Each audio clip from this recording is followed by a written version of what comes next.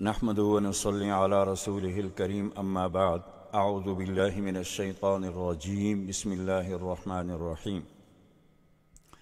الحمد للہ الذی انزل علی عبده الكتاب ولم يجعل له عوجا قیما لینذر بأسا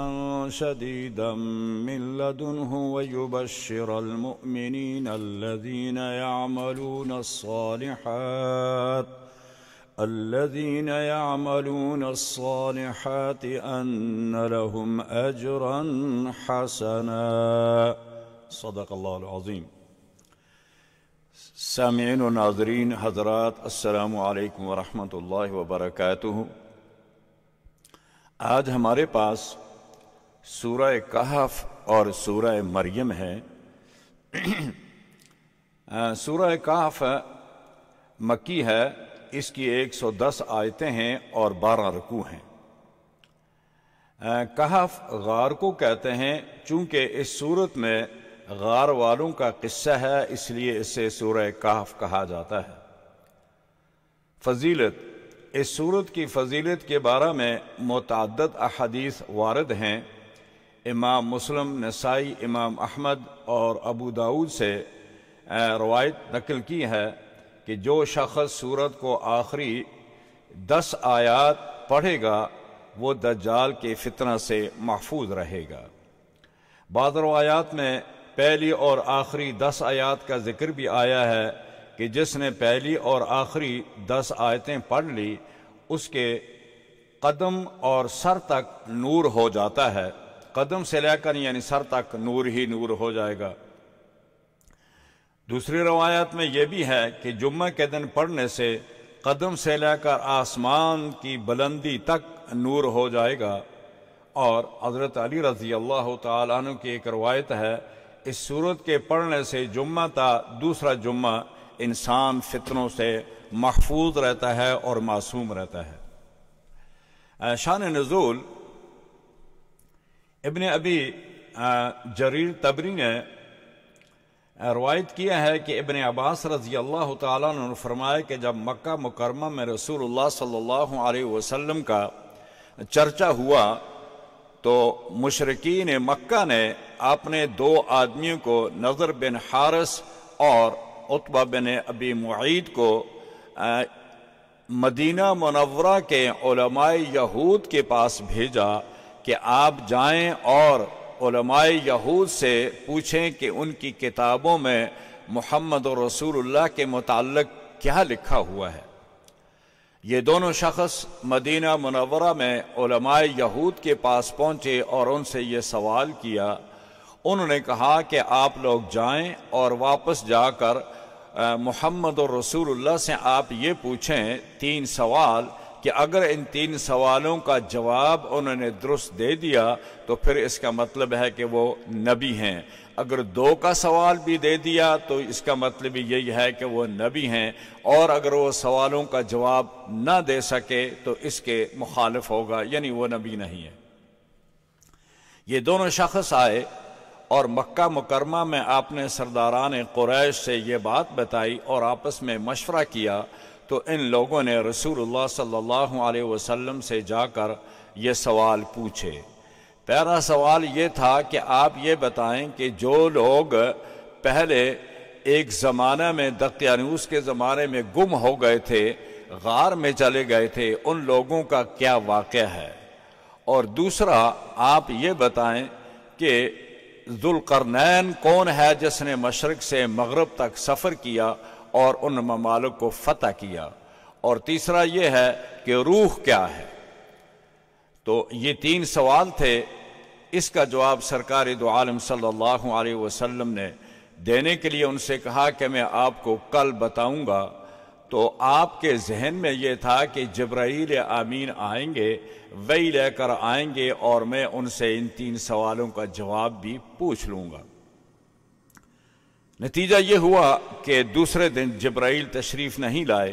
اور یہ مشرکین آپ صلی اللہ علیہ وسلم سے بار بار اصرار کرتے رہے کہ آپ نے کہا تھا کل جواب دوں گا، آپ نے جواب نہیں دیا۔ تو آپ صلی اللہ علیہ وسلم پریشان بھی ہوئے کہ میرا ارادہ تھا، دل میں سوچا کہ جبرائیل آئیں گے اور میں جبرائیل سے یہ بات پوچھ کر بتا دوں گا، لیکن اللہ تبارک و تعالیٰ کو یہ بات پسند نہیں آئی، اور پھر اس کے بعد 15 دن کے بعد جبرائیل امین تشریف لائے اور آ کر رسول اللہ صلی اللہ علیہ وسلم کو یہ تعلیم دی کہ آپ جب بھی کبھی یہ بات کہیں کہ میں بتاؤں گا تو اس سے پہلے آپ لفظ انشاءاللہ کہا کریں، تاکہ اس سے یہ معلوم ہو کہ جب اللہ نے چاہا تو میں بتا دوں گا۔ تو اس میں اللہ تبارک و تعالیٰ نے رسول اللہ صلی اللہ علیہ وسلم کو اس بار متنبہ بھی کیا اور یہ تعلیم بھی دی کہ آئندہ کے لیے جب بھی کوئی کام کرنا ہو جو مستقبل میں کرنا ہو، اس کے لیے یہ ضروری ہے کہ آپ یہ کہا کریں کہ انشاءاللہ۔ تو وَلَا تَقُولَنَّ لِشَيْءٍ إِنِّي فَاعِلٌ ذَلِكَ غَدًا إِلَّا أَن يَشَاءَ اللَّهُ۔ تو یہ آیات نازل ہوئی اور یہ سورہ کہف اس سے کہ جواب میں یہ نازل ہوئی، تو اللہ تبارک و تعالیٰ نے یہ جملہ اور یہ لفظ قرآن کے کہہ کر اس امت کو رسول اللہ صلی اللہ علیہ وسلم کے ذریعے یہ ہدایت کر دی کہ جب بھی آپ آئندہ مستقبل کے لیے کوئی کام کرنے کا ارادہ رکھتے ہوں تو اس وقت یہ کہہ دیا کرو کہ انشاءاللہ۔ اور فقہاء نے یہ لکھا ہے کہ اگر کوئی آدمی انشاءاللہ کہہ دے اور اس کسی وعدے کا اقرار بھی کر لے تو وہ اگر وعدہ پورا نہ کر سکے تو وہ حانث نہیں ہوگا، یعنی قسم کا کفارہ اس پر نہیں آئے گا، اس لیے کہ اس نے لفظ انشاءاللہ کہہ دیا تھا۔ تو اللہ نے نہیں چاہا، اگر اللہ چاہتا تو ایسے ہو جاتا۔ تو لہٰذا ہمیں یہ تعلیم دی گئی ہے کہ جب بھی ہم کبھی فیوچر میں اس قسم کی بات کریں تو اس کے ساتھ ہم یہ ضرور کہہ دیا کریں کہ انشاءاللہ، اور اللہ نے جب یہ چاہا تو یہ کام ہو جائے گا۔ سورہ کہف ان 5 صورتوں میں سے ایک صورت ہے جن کی ابتدا الحمدللہ سے ہوئی ہے۔ جیسے کہ میں نے پہلے بھی بتایا تھا کہ قرآن کے 4 حصے ہیں با اعتبار مضمون کے، اور ہر حصہ جو ہے وہ الحمدللہ سے شروع ہوتا ہے، لہذا پہلا حصہ سورہ فاتحہ الحمدللہ رب العالمین سے شروع ہو کر سورہ مائدہ پر ختم ہوتا ہے، اور دوسرا حصہ قرآن کریم کا سورہ انعام سے شروع ہوتا ہے الحمدللہ الذی خلق السماوات والارض وجعل الظلمات والنور، اور یہ تیسرا حصہ دوسرا حصہ وہاں سے شروع ہو کر یہاں سورہ بنی اسرائیل کے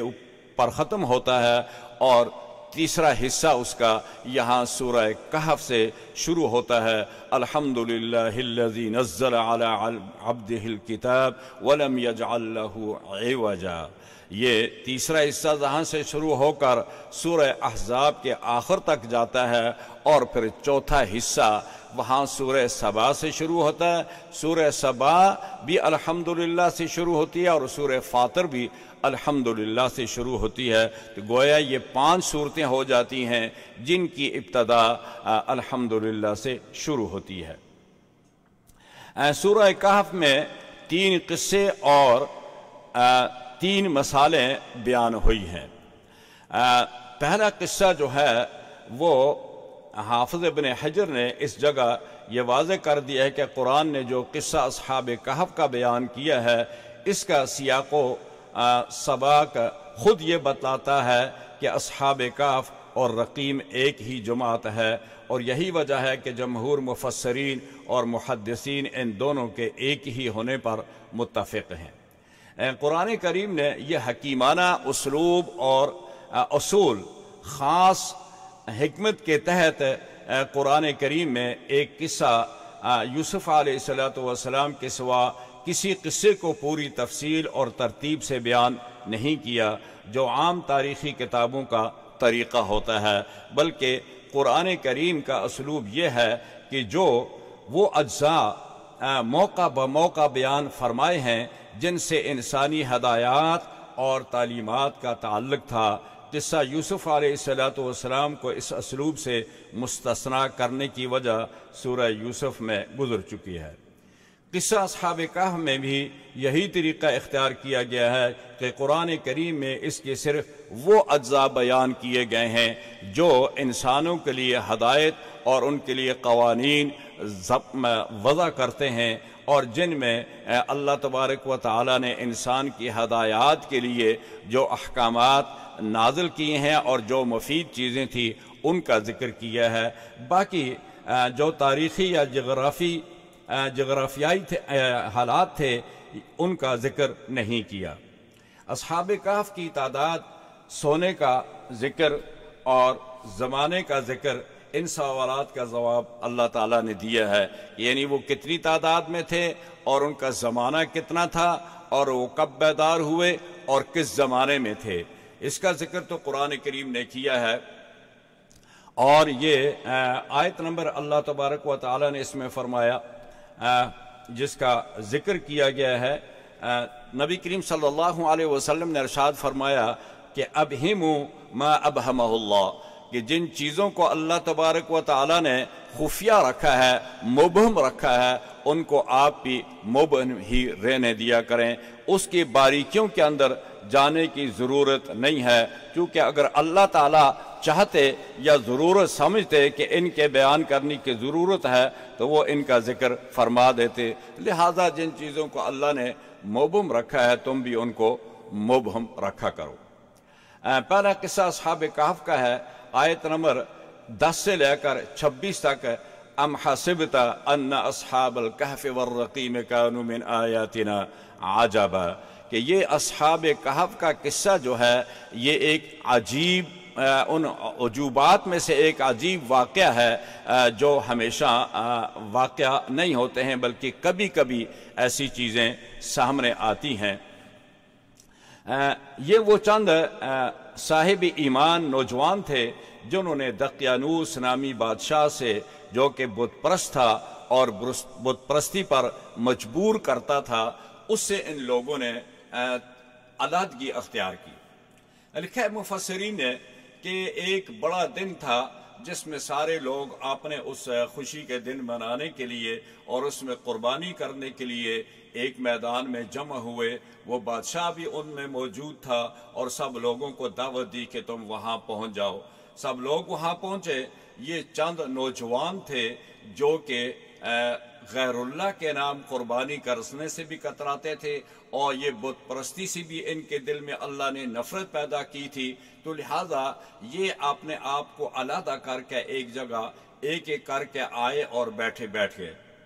اب ان کے دل میں یہ خیال تھا، یہ سوچ رہے تھے کہ معلوم نہیں کہ یہ دوسرا کیوں آیا، چونکہ ان سے پہلے آپس میں کوئی ایسی انڈرسٹینڈنگ نہیں تھی، کوئی رابطہ نہیں تھا، تو یہ اس بت پرستی کو دیکھ کر اور ان برائیوں کو دیکھ کر یہ اپنے آپ کو ان سے الگ کر دیا۔ تو لہٰذا پہلے تو یہ ایک دوسرے سے یہ سوچتے رہے کہ یہ بات کریں یا نہ کریں، معلوم نہیں یہ کون ہے، یہ ہو سکتا ہے بادشاہ کو شکایت کر دے اور اس کی سزا مجھے بھگتنی پڑے۔ لیکن رفتہ رفتہ جب وہ اکٹھے ہو گئے ساتھ، تو اس وقت ان کے دل میں یہ خیال آیا کہ کیوں نہ ہو کہ میں اپنے دل کی بات اس دوسرے ساتھی کو بھی بتا دوں، تاکہ اس کا بھی اظہار ہو جائے کہ یہ کس لیے آیا ہے، اس کا کیا مقصد ہے، اور میرا اور ایک سا مقصد اگر ایک ہے تو بہت اچھی بات ہے۔ لہذا رفتہ رفتہ انہوں نے اپنی بات ایک دوسرے کو بتا دی۔ نتیجہ یہ ہوا کہ انہوں نے کہا کہ لن ندعو من دونہ الہا لقد قلنا اذا شططا، کہ ہم یہ بات جو ہے اللہ کے علاوہ کسی اور کی عبادت نہیں کریں گے، بے شک ہمیں اس پر کتنی ہی قربانی کیوں نہ دینی پڑے۔ لہذا انہوں نے یہ اعلان کر دیا، بلکہ اللہ کی وحدانیت کا پیغام انہوں نے بادشاہ تک پہنچا دیا، اور بادشاہ نے ان کو دھمکی بھی دی کہ اگر تم اپنا یہ عقیدہ چھوڑ کر ہمارے عقیدے میں واپس نہیں آئے تو تمہیں اس کا ثمرہ بھگتنا پڑے گا۔ اور پھر مال و دولت کی بھی لالچ دی، ہر طرح سے لالچ دی، مال و دولت کی بھی دی، مارنے دھمکانے سے بھی ان کو دھمکایا بھی، مار اور قتل اور سزا کی سزا سے بھی دھمکایا، لیکن وہ ان چیزوں میں نہیں آئے اور وہ یہ سمجھے کہ اب ہمارے لیے یہی بہتر ہے کہ ہم اس بستی کو چھوڑ دیں۔ وہ سارے لوگ وہاں سے نکل پڑے اور رفتہ رفتہ چلتے چلتے اپنی بستی سے دور ایک پہاڑی غار کے پاس پہنچ گئے، اور اس پہاڑ کے نیچے جس کو پہاڑی غار کہتے ہیں، یعنی وہ پہاڑ کے نیچے، پتھر کے نیچے ایک ایسی جگہ تھی جس میں انہوں نے اپنے آپ کو چھپا لیا۔ وہاں پہنچے تو اللہ تبارک و تعالیٰ کی طرف سے ان پر اللہ نے نیند طاری کر دی۔ وَتَحْسَبْهُمْ أَيْقَاظًا وَهُمْ رُقُودٌ وَنُقَلِّبُهُمْ ذَاتَ الْيَمِينِ وَذَاتَ الشِّمَالِ وَكَلْبُهُمْ بَاسِطٌ ذِرَاعَيْهِ بِالْوَصِيدِ لَوِ اطَّلَعْتَ عَلَيْهِمْ لَوَلَّيْتَ مِنْهُمْ فِرَارًا وَلَمُلِئْتَ مِنْهُمْ رُعْبًا۔ اللہ تعالیٰ نے اس پہاڑ کی ایسی سچویشن تھی اس غار کی کہ ان کو دھوپ بھی لگتی رہتی تھی، اور گزرنے والوں کا اگر کسی کا وہاں سے گزر ہو تو وہ ان کو دیکھے تو وہ ایسے لگتے تھے جیسے وہ جاگ رہے ہیں، بیٹھے ہوئے ہیں اور وہ ان کی طرف دیکھ رہے ہیں۔ اور اللہ تعالیٰ نے ان کے اوپر ایک ایسا رعب رکھا ہوا تھا کہ جو بھی ان کو دیکھتا تھا اس کے دل میں ان کا رعب پڑ جاتا تھا اور وہ فرارا اور وہ وہاں سے بھاگ جاتا تھا، چلا جاتا تھا۔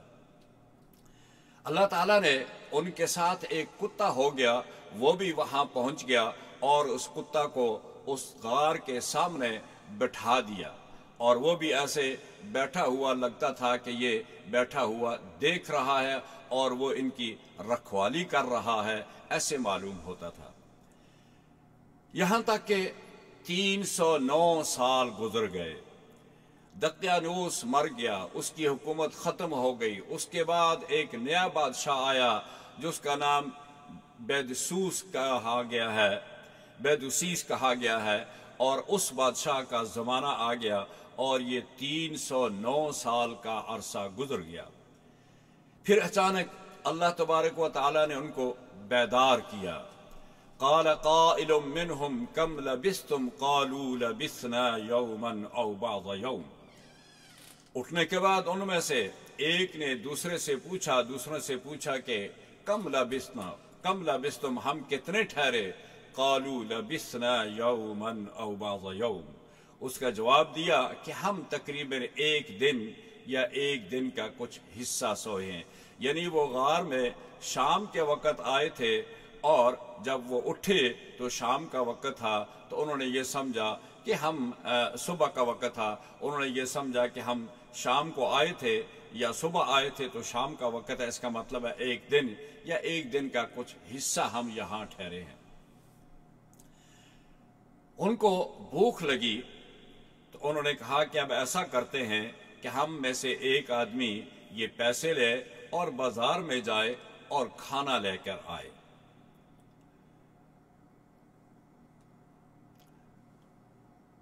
جب وہ کھانے کے لیے ایک شخص کا انتخاب کیا، اس کا نام مفسرین نے اور تاریخ میں اس کا نام تلمیخہ لکھا ہے۔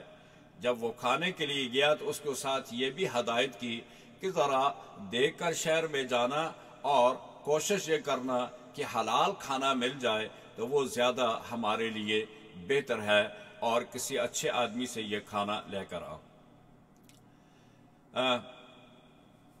فَابْعَثُوا أَحَدَكُمْ بِوَارِقِكُمْ هَذِهِ إِلَى الْمَدِينَةِ فَلْيَنْظُرْ أَيُّهَا أَزْكَىٰ طَعَامًا فَلْيَأْتِكُمْ بِرِزْقٍ مِّنْهُ وَلْيَتَلَطَّفْ وَلَا يُشْعِرَنَّ بِكُمْ أَحَدًا۔ اور ایسے طریقے سے جائے تاکہ لوگوں کو ہمارے حالات کا پتہ بھی نہ چلے، ہماری جگہ کا پتہ بھی نہ چلے، اور اچھا حلال کھانا کسی آدمی سے لے کر آپ آ جائیں۔ جب یہ شخص بازار میں پہنچا اور اس نے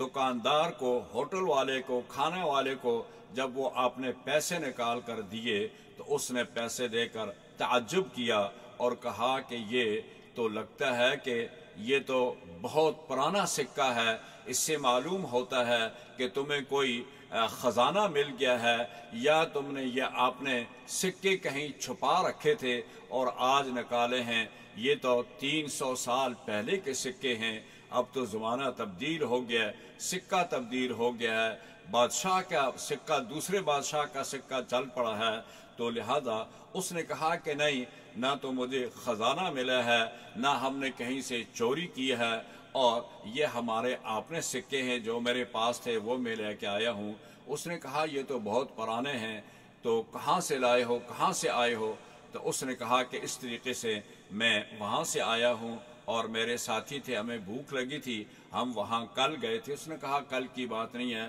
یہ تو کئی 100 سال 300 سال گزر چکے ہیں۔ لہذا انہوں نے اس شخص کو پکڑا اور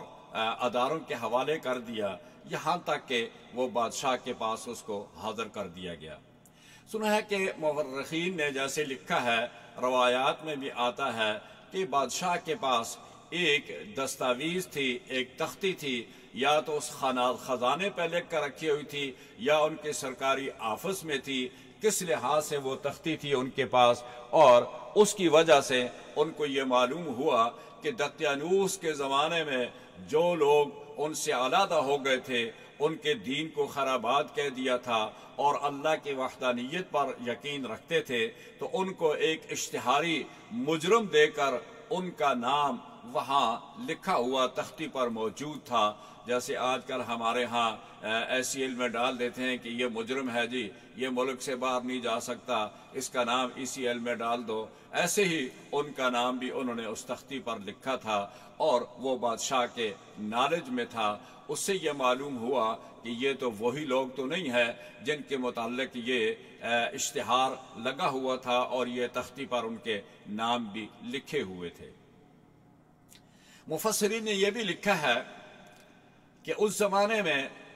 یہ جو مسلمان اور عادل بادشاہ تھا، اس کے زمانے میں ایک یہ بھی باعث چل پڑی تھی کہ لوگ قیامت کا انکار کرتے تھے۔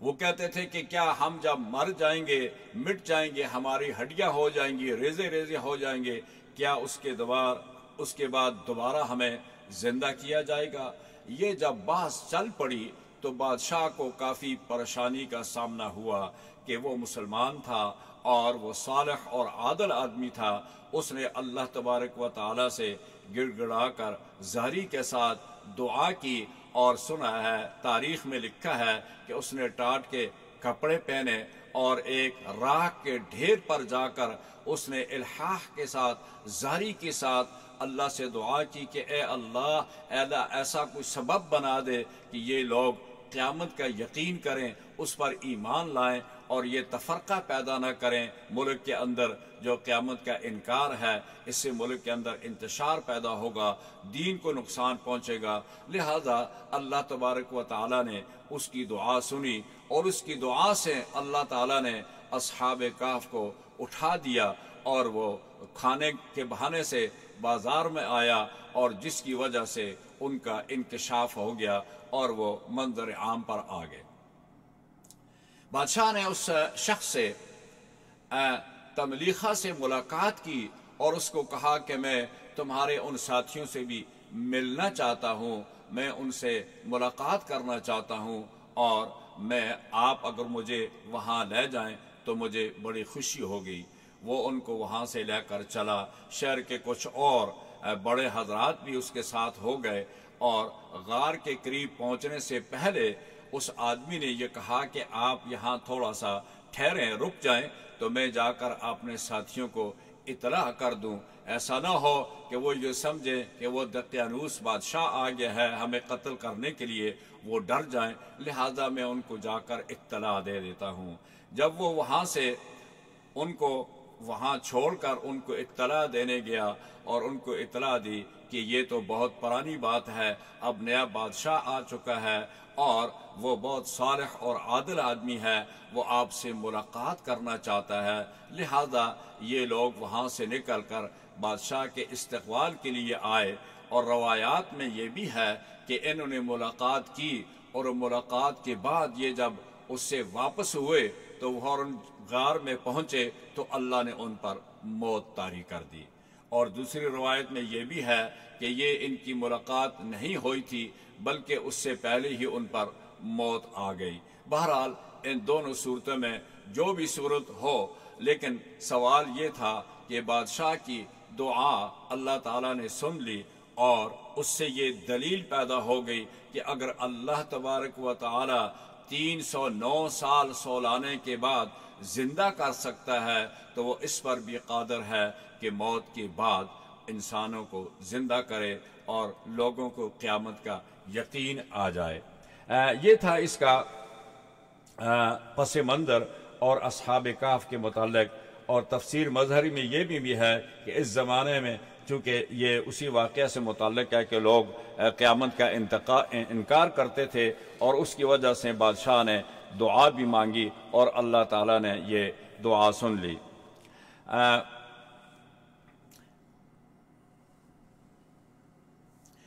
بحر محیط میں ابو حیان کی روایت میں یہ بھی ہے کہ اس جگہ روایت نقل کی ہے کہ بادشاہ سے ملاقات کے بعد ان لوگوں نے بادشاہ اور اہل شہر سے رخصت لی اور غار کی طرف لوٹ گئے، اور اللہ تعالیٰ نے انہیں موت دے دی۔ اللہ عالم، اللہ تعالیٰ ہی بہتر جانتے ہیں کہ اس سے پہلے موت آئی تھی یا اس کے بعد ان پر موت آئی، تاہم یہ واقعہ ضرور اس بات کی دلیل ہے کہ اللہ تبارک و تعالیٰ نے ان لوگوں کو ایک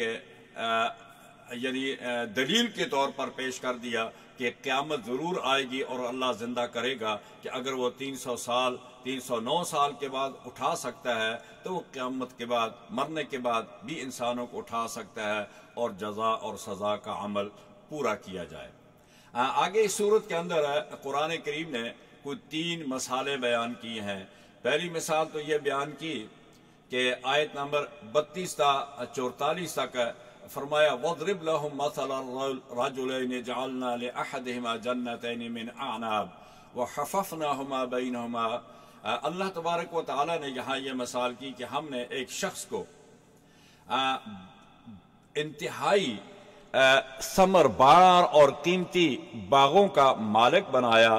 اور اس کے علاوہ مال و دولت کے کئی دوسرے اسباب بھی اس کے لیے ہم نے مہیا کیے تھے، لیکن دولت کی کثرت اور اس فخر و غرور اور تکبر کی وجہ سے اس نے یہ کہا کہ انا اکثر منک مالا واعز نفرا۔ دوسرا بھائی اس کا دوست جو تھا وہ مسلمان تھا، وہ اللہ کی وحدانیت پر یقین رکھتا تھا، اور اس نے کہا کہ ایسا نہ کہو، یہ باغات، یہ مال، یہ دولت، یہ پھل و پھول، یہ سبزیاں، یہ سبزہ زار، یہ سارے کے سارے اللہ تبارک و تعالیٰ کی طرف سے ایک نعمت ہے، اور اس نعمت کا آپ کو شکر ادا کرنا چاہیے، بجائے اس کے کہ آپ اپنی تعلیم پر، اپنے ذہن پر، اپنے بزنس پر، اپنی ہوشیاری پر اور اپنے لائق اور فائق ہونے پر تکبر اور غرور کریں۔ اس کے بجائے آپ اللہ کا شکر ادا کریں کہ جس نے آپ کو یہ ساری چیزیں، اگر عقل دیا تو وہ بھی اسی کا دیا ہوا ہے، اگر آپ کو ذہانت دی ہے تو وہ بھی اسی کی دی ہوئی ہے، آپ کو علم ملا ہے تو وہ بھی اسی کا ملا ہوا ہے، آپ کو بزنس کا طریقہ اگر اللہ نے سکھایا ہے تو یہ بھی اسی کی نعمت ہے۔ یہ دولت، یہ مال، یہ جتنا کچھ عزت ہے، یہ جہ، یہ مرتبہ، یہ سارا اللہ کا دیا ہوا ہے، تو اس پر آپ کو شکر کرنا چاہیے، بجائے اس کے کہ آپ اس پر تکبر اور غرور اور اس پر یہ کریں۔ تو فرمایا کہ فَأَصْبَحَ يُقَلِّبُ كَفَّيْهِ عَلَى مَا أَنفَقَ فِيهَا وَهِيَ خَاوِيَةٌ عَلَى عُرُوشِهَا۔ فرمایا کہ جب اس نے تکبر اور غرور کیا تو اللہ تبارک و تعالی نے اس کے مال کو نیست و نابود کر دیا۔ جب وہ صبح ہوئی تو اس نے دیکھا کہ وہ سارے کا سارا باغات اس کے جو تھے، وہ پھل اور پھول تھے، وہ سبزہ زار تھے، وہ سارے کے سارے راکھ کے ڈھیر بن گئے تھے۔ تو فرمایا کہ اللہ تبارک و تعالی اپنی یوں ہی مثالیں دے کر لوگوں کو آگاہ کرتا ہے کہ لوگوں، جو کچھ ہے دنیا کے اندر، آپ بھی اور آپ کی جان بھی، آپ کا مال بھی، یہ سارا میرا عطیہ ہے، یہ میرا دیا ہوا ہے، لہذا شکر بھی میرا ہی کرو اور تکبر اور غرور سے باز آ جاؤ، ورنہ تمہارا بھی وہی حال ہوگا جو اس شخص کا حال ہوا ہے۔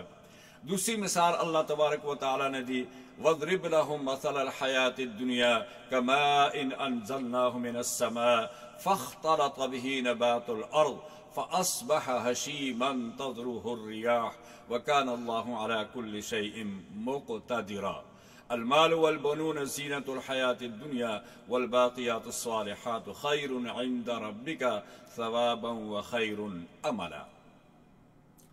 اگلی مثال میں اللہ تبارک و تعالی نے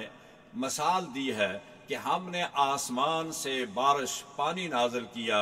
باران رحمت نازل کیا، اور اس باران رحمت کی وجہ سے زمین کے اندر فصلیں اگی، پھل اور پھول آئے اور لہلہاتے سبزہ زار آپ نے دیکھے، آپ خوش ہو گئے کہ یہ اللہ تبارک و تعالیٰ کی ایک نعمت ہے۔ لیکن آپ نے یہ بھی دیکھا کہ کچھ عرصے کے بعد ظاہر ہے آپ دیکھتے ہیں کہ یہ جو موسم ہوتا ہے سبزہ زار کا، پھلوں کا، پھولوں کا، سبزیوں کا، یہ ایک محدد وقت ہوتا ہے، 4 سے 6 ماہ تک ہوتا ہے۔ اس کے بعد یہ پتے جو ہیں یہ اپنی وردیاں اتار پھینکتے ہیں، یہ پتے جو ہوتے ہیں یہ یلو ہو جاتے ہیں، زرد ہو جاتے ہیں، اور درخت کے پتے سارے کے سارے گر جاتے ہیں، اور پھر اسی طرح سبزیاں ختم ہو جاتی ہیں، فصلیں کاٹ دی جاتی ہیں، ان کو اٹھا لیا جاتا ہے، ان کا بھوسا رہ جاتا ہے۔ تو فرمایا کہ اللہ تبارک و تعالی جس طرح بارش برسا کر یہ کھیتیاں اگاتا ہے، یہ پھل اور پھول، یہ سبزہ زار، یہ لہلاتے ہوئے آپ جو کھیت دیکھتے ہیں اور یہ پھول اور پھل دیکھتے ہیں، ان کا ایک وقت محدد ہے، اس کے بعد یہ سارے کے سارے اپنی انتہا کو پہنچ جاتے ہیں، اور پھر یہ پتے آپ کے پاؤں میں مسل کر، اور یہ گھاس اور یہ بھوس، یہ سارے کا سارا یہ تذروہ الریاح، ہوائیں ان کو اٹھا کر ایک ملک سے دوسرے ملک تک پھینک دیتی ہیں، اور وَكَانَ اللَّهُ عَلَى كُلِّ شَيْءٍ مُقْتَدِرًا، یہ ساری چیزیں عارضی ہیں، اللہ اس پر قادر ہے کہ تم بھی اس سے دیکھ لو کہ اللہ نے تمہیں زندگی دی، بچہ پیدا ہوا، بڑا ہوا، جوان ہوا، افسر بنا، نوکری کی، پیسے کمائے، اس کے بعد بڑھاپا آئے گا، پھر کرتے کرتے وَمِنْكُمْ مِنْ أَرْذَلِ الْعُمْرِ لِكَيْ لَا يَعْلَمَ بَعْدَ عِلْمٍ شَيْئًا۔ قرآن کریم نے سورہ حج کے اندر یہ پروسیس بنایا ہے کہ ہم نے تمہیں مٹی سے پیدا کیا، پھر ہم نے تمہیں پانی کی بوند سے، اور اس کے بعد تم ایک خون کا قطرہ تھے، پھر وہ جمع ہوا گوشت بنایا، پھر اس گوشت کے اندر ہم نے ہڈیاں بنائی، پھر ان ہڈیوں کے اوپر ہم نے گوشت چڑھایا، اور پھر ہم نے ایک لوتھڑا بنایا، اور اس کے اندر پھر ہم نے ایک روح پھونکی، پھر ان میں سے تم بچہ بن کر پیدا ہوئے، اور پھر ہم نے اس بچے سے تمہیں جوان کیا، کچھ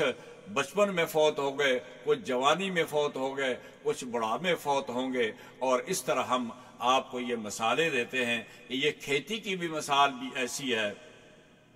باران رحمت ہوا، اس سے کھیتیاں اگی، فصلیں اگی، اور پھل اور پھول آئے، لیکن آخر وہ بھی محدد 7-6 مہینے کے اندر وہ سارا کچھ ختم ہو گیا۔ اسی طرح اگر ان کی عمر 6 یا 7 مہینے ہے تو انسان کی عمر بھی فرمایا کہ بچپن سے لے کر 60 اور 70 سال 100 سال ہو جائے گی، آخر تم نے بھی جانا ہے۔ لہذا اس خداوند قدوس کی وحدانیت کو پہچانو، اس کو پہچانو، رسول اللہ صلی اللہ علیہ وسلم جو پیغام لے کر آئے ہیں اس پیغام کو سنو، اس پر عمل کرو، جو اللہ کا رسول مشن لے کر آئے ہیں، قرآن لے کر آیا ہے، اس کو پڑھو، اس کو سمجھو، اور اپنی زندگی کو سنوار لو اور اچھے عمل کرو۔ المال والبنون زینت الحیات الدنیا، یہ مال، یہ دولت، یہ مرتبے، یہ ساری چیزیں جو ہیں یہ اس زندگی کی خوبصورتی ہے، اس دنیا کی خوبصورتی ہے،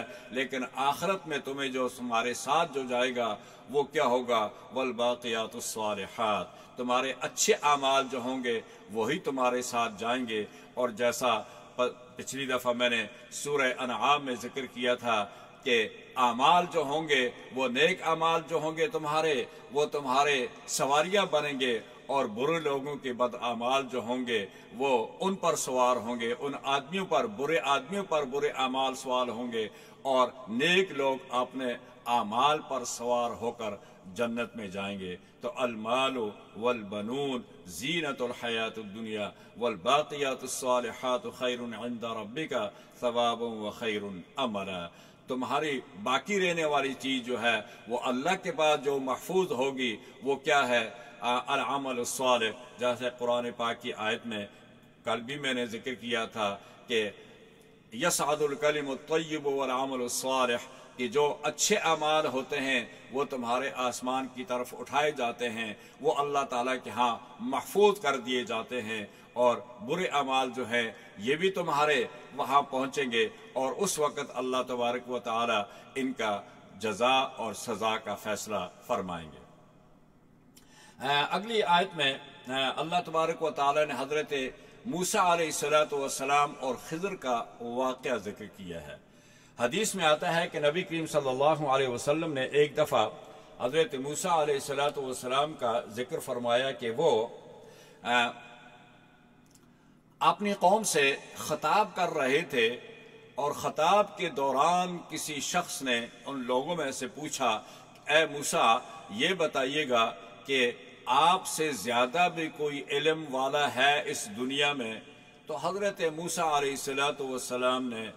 بعثیت نبی اور رسول کے یہ سمجھا کہ میری طرف تو اللہ کی وحی آتی ہے، کیا کوئی اور آدمی اس وقت نہیں ہے جس کی طرف اللہ کی وحی آتی ہو؟ لہذا میرا علم جو ہے وہ تمام دوسرے لوگوں سے زیادہ ہے۔ تو آپ نے فرمایا کہ میرا علم تمام لوگوں سے زیادہ ہے۔ اللہ تعالیٰ کو موسیٰ کی یہ بات بھی پسند نہیں آئی، اور بطور عتاب یہ کہا کہ موسیٰ آپ کو یہ کہنا چاہیے تھا کہ اللہ عالم، اللہ ہی جانتا ہے کہ میرا علم زیادہ ہے یا مجھ سے کوئی اور بھی زیادہ علم والا ہے۔ تو اللہ تبارک و تعالیٰ کو یہ بات پسند نہیں آئی، تو حضرت موسیٰ علیہ السلام کو اس پر متنبہ کیا گیا۔ وَإِذْ قَالَ مُوسَىٰ لِفَتَاهُ لَا أَبْرَحُ حَتَّىٰ أَبْلُغَ مَجْمَعَ الْبَحْرَيْنِ أَوْ أَمْضِيَ حُقُبًا۔ تو حضرت موسیٰ علیہ السلام نے اللہ تعالیٰ سے یہ درخواست کی کہ اے اللہ، اگر میرے علم سے کسی دوسرے شخص کا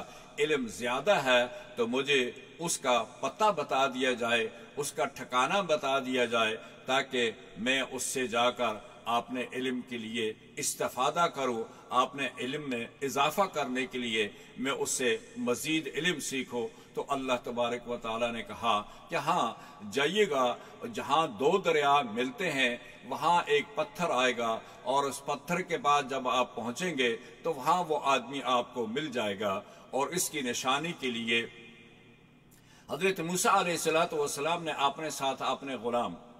یوشع بن نون کو ساتھ لیا، اور اللہ نے حکم دیا کہ ساتھ ایک سمک، ایک فش، مچھلی بھی تھیلے میں رکھ لو، اور یہ جہاں مچھلی جا کر گم ہو جائے گی وہی تمہارا مقام ہوگا، وہیں تمہیں وہ شخص ملے گا۔ حضرت موسیٰ علیہ السلام اپنے یوشع بن نون خادم کو ساتھ لے کر روانہ ہو گئے، اور وہاں جب پہنچے تو حضرت موسیٰ علیہ السلام پر نیند طاری ہو گئی۔ نیند کا غلبہ آیا تو آپ نے پتھر پر سر رکھ کر سو گئے،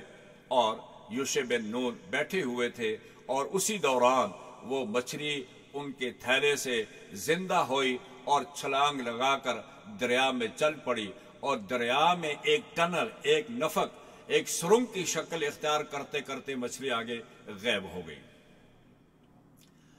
حضرت موسیٰ علیہ السلام جب جاگے تو یہ دوسرا دن تھا، صبح کا وقت تھا، اور پھر آگے چل پڑے۔ تقریباً ایک دن اور ایک رات کا سفر کیا اس کے بعد، تو اس وقت حضرت موسیٰ کو تھکان محسوس ہوئی اور بھوک بھی لگی، تو انہوں نے یوشع بن نون سے کہا کہ لاؤ وہ ہمارا ناشتہ کہاں ہے، وہ ہماری مچھلی کہاں ہے؟ تو اس وقت ان کو یاد آیا اور کہا کہ انی نسیت الحوت وما انسانیہ الا الشیطان ان اذکرہ، کہ شیطان نے مجھے یہ بلہا دیا کہ میں آپ کو جب بیدار ہوئے تھے میں بتاتا کہ وہ مچھلی زندہ ہو کر وہ پانی کے اندر چلی گئی، سمندر کے اندر چلی گئی۔ تو حضرت موسیٰ علیہ السلام نے کہا وہی تو ہماری جگہ تھی، جو ہمارا مقصود تھا، جہاں ہم نے جانا تھا وہی ہماری منزل تھی۔ اس کے بعد پھر انہی قدموں پر جن پر وہ گئے تھے، انہی قدموں کے آثار دیکھتے ہوئے واپس جگہ پہنچے، تو آگے دیکھا کہ ایک آدمی ایک چادر تانے ہوئے لیٹا ہوا ہے۔ حضرت موسیٰ نے بڑے زور کے ساتھ یہ کہا السلام علیکم۔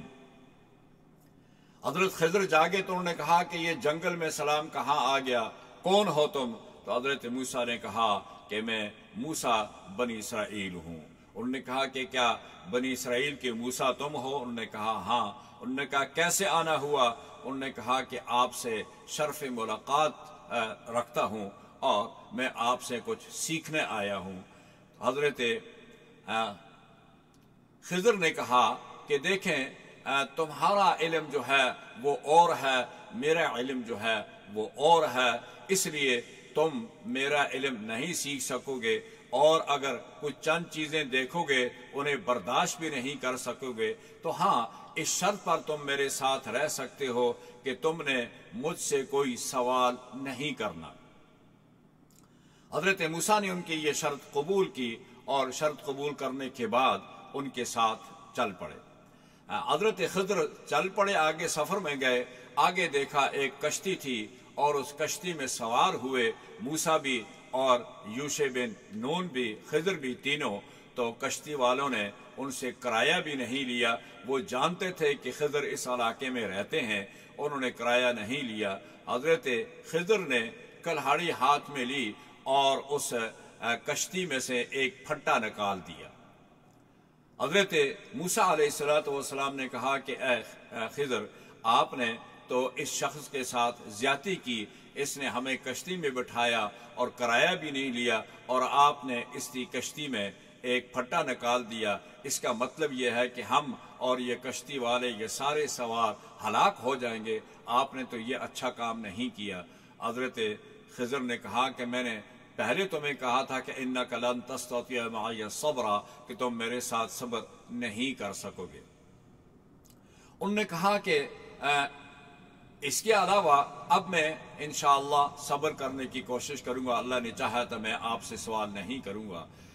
اس کے بعد آگے چل پڑے، جب کشتی سے اترے آگے گئے تو کچھ بچے کھیل رہے تھے، ان میں سے ایک بچے کو حضرت خضر نے اس پر حملہ کیا اور اس کے سر جو تھا اس کے تن سے جدا کر دیا۔ تو حضرت موسیٰ سے صبر نہ ہوا، انہوں نے کہا کہ قتلت نفسا زکیۃ بغیر نفس، انہوں نے کہا کہ تم نے ایک زکیہ، ایک پاک باز، پاک دامن معصوم بچے کو قتل کر دیا، یہ بھی ظلم ہوا۔ حضرت موسیٰ نے کہا کہ میں تمہیں پہلے کہا تھا کہ اِنَّكَ لَن تَسْتَطِيعَ مَعِيَ صَبْرًا، قَالَ أَلَمْ أَقُلْ إِنَّكَ لَن تَسْتَطِيعَ مَعِيَ صَبْرًا۔ انہوں نے کہا کہ اچھا ایک موقع اور دے دیجئے گا مجھے، میں کوشش کروں گا کہ صبر کروں۔ آگے گئے، بستی والوں سے ان کو ضرورت تھی کھانا کھانے کی، ان سے ہیلپ لینے کی، لیکن بستی والوں نے ان سے نہ کھانا دیا نہ پانی پلایا، کوئی ان کی خدمت نہیں کی۔ لیکن حضرت خضر نے وہاں دیکھا کہ ایک دیوار ٹیڑھی تھی، گرنا ہی چاہتی تھی، انہوں نے اس دیوار کو سیدھا کر دیا۔ تو حضرت موسیٰ علیہ السلام نے کہا کہ کم از کم آپ اس دیوار کی مزدوری ہی ان سے طلب کر لیتے، تاکہ ہم کچھ کھانا کھا لیتے، پانی پی لیتے، تاکہ ہمیں کچھ سہارا ہو جاتا۔ تو انہوں نے کہا کہ ھذا فراق بینی و بینک، خضر نے کہا کہ بس اب میرے اور آپ کے درمیان یہ جدائی کا وقت ہے۔ حضرت موسیٰ نے کہا کہ ٹھیک ہے، جدا ہو جاتا ہوں، لیکن یہ جو 3 کام جو تم نے کیے ہیں ان کے مجھے اسباب اور ان کی وجہ بتا دو۔ تو انہوں نے کہا کہ کشتی کا پھٹا اس لیے نکالا کہ آگے ظالم بادشاہ تھا، وہ کشتیوں کو پکڑتا تھا، تو اگر وہ پکڑ لیتے تو اس آدمی کا روزگار معطل ہو جاتا، اس سے نقصان ہوتا۔ یہ کام اس لیے کیا، اور یہ بچے کو قتل اس لیے کیا، اس کے والدین بہت صالح تھے اور یہ بچہ ان کے لیے باعث امتحان اور باعث فطرہ بن سکتا تھا، اس لیے اس کو راستے سے ہٹا دیا۔ اللہ تعالیٰ اس کے بدلے میں اسے اچھی اولاد عطا فرمائیں گے۔ اور تیسرا جو میں نے دیوار کو سیدھا کیا، کانا یتیمین، یہ 2 یتیموں کی دیوار تھی، اس کے اندر خزانہ تھا، ان کے والدین نے اس کے مال دولت رکھا تھا، اور اگر یہ دیوار گر جاتی تو یہ خزانہ ان کے بڑا ہونے سے پہلے نکل جاتا، لوگوں کے ہاتھ لگ جاتا، اس کو بچانے کے لیے یہ کام کیا ہے۔ تو فرمایا کہ یہ میرے 3 جو کام تھے یہ اللہ کے حکم سے تھے۔ تو حضرت موسیٰ علیہ السلام نے ان سے جدائی اختیار کی۔ تو اس سے معلوم ہوا، علماء نے لکھا ہے کہ اللہ تعالیٰ نے خضر کو تکوینی علم دیا تھا اور حضرت موسیٰ کو شریعت کا علم دیا تھا، یہ دونوں ایک دوسرے سے ایک علیحدہ حیثیت رکھتے تھے۔ خضر کا علم خاص حیثیت سے تھا، خاص وجہ سے اور خاص لوگوں کے لیے تھا، جبکہ موسیٰ کا علم شریعت وہ پورے عوام اور ان کے اپنے عوام کے لیے تھا۔ ان میں یہ فرق تھا۔ اسی پر اختتام کرتے ہیں۔ اللہ تعالیٰ مجھے اور آپ سب کو قرآن پڑھنے کی، اس پر عمل کرنے کی توفیق عطا فرمائے۔ وصلی اللہ علی النبی وعلی آلہ واصحابہ اجمعین۔ اللہم انک عفو تحب العفو فاعف عنا یا ارحم الراحمین۔ اللہم لا مانع لما اعطیت ولا معطی لما منعت ولا ينفع ذا الجد منک الجد۔ وصلی اللہ علی النبی وعلی آلہ واصحابہ اجمعین برحمتک یا ارحم الراحمین۔